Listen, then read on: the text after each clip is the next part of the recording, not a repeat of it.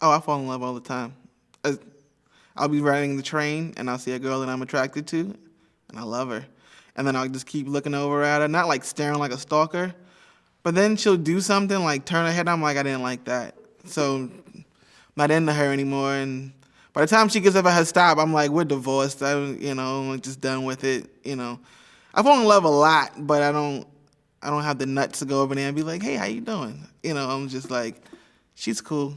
She's not cool anymore. You know what? There are a lot of people that I can say that, with all my heart, I've loved them. They're just amazing souls, regardless of my involvement with them at all. And as people, I really love and appreciate them. However, I think being in love has a lot to do with timing, and it's not something you can rush, it's not something you can delay. You're either there in the moment or you're not. And I've had several people that I was very close to being in love with, or they're very close to being in love with me, but it never really synced up, and it's a hard thing to try to connect. It's not a puzzle piece that you can just sort of jam together. I mean, I've been in love and crawled out of it too. I was married 20 years, and I was madly in love with my husband when I married him, but I didn't feel that way when I divorced him.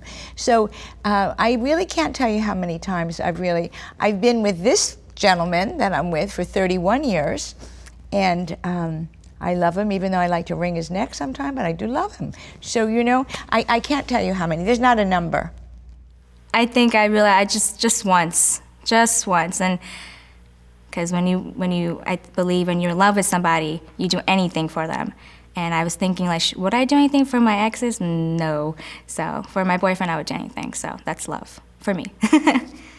First time I fell in love, it was pretty dramatic for me because I was a little animated and really enjoyed it.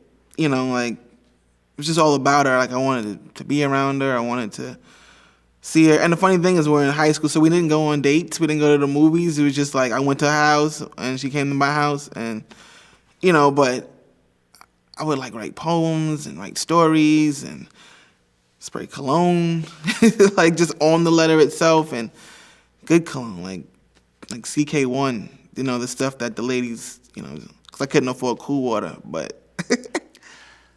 The very first time I ever fell in love was just crazy.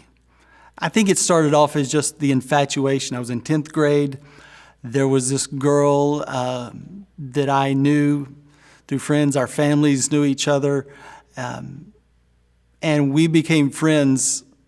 To her, to me, I was done. I was just gone. But over time, that grew and just began to understand what it was to love somebody so much that you want what's best for them, even more than you want what is best for you. And fortunately, pretty soon, I get to celebrate my 25th wedding anniversary with her. The greatest newfound love of my life is my dog. Is that weird? My dog. 100% obsessed. I'd rather hang out with my dog than any human. So yeah, my dog, she's my main bitch for sure. The biggest and greatest love of my life so far is actually just fitness. Not anything specifically because it changes throughout my life. Like there hasn't been one person or one thing, but throughout my lifetime thus far, I've had, volleyball was my life, and then spinning was my life. I almost became an instructor, and now yoga is my life and my love, and it always seems to be there for me and always pull me through the hard times, as weird as that sounds. Well, the greatest love of my life so far has been my daughter, and I don't know how anybody could top that love.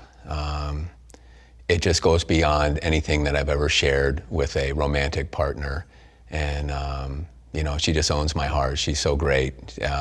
It's just hard to describe, but, and I'm sure people feel that, I'm not saying necessarily you have to have a child to feel that love, but yeah, it's just amazing. It's just so boundless and limitless, and it just surprises me every day how deep my love for her is, and also her love for me.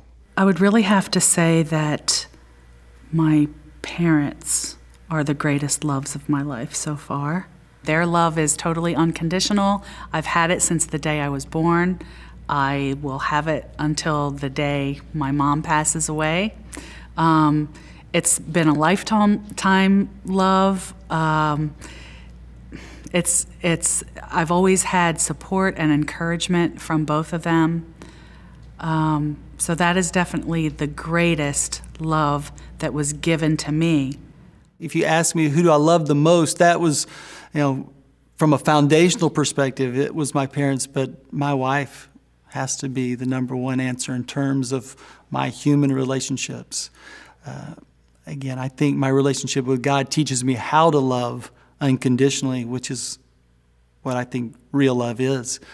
But so my wife would be the number one love of my life. So I'm a counselor and I work with a cancer support group, and that's made me look at relationships in a certain way. I have people that are in that group who've lost their partners who they've spent 20 or 30 years with, who are the loves of their lives, their soulmates, who they've had children with, who they've, grown like this with. And I want that for myself, and I believe I'm going to have that, but being at 33 and not having that yet, but having experienced love, I think it's really important, first of all, to love yourself and to be in love with yourself, because I think that's what we're asking from other people. And I think I think it's important to be able to have that in case something happens to your partner.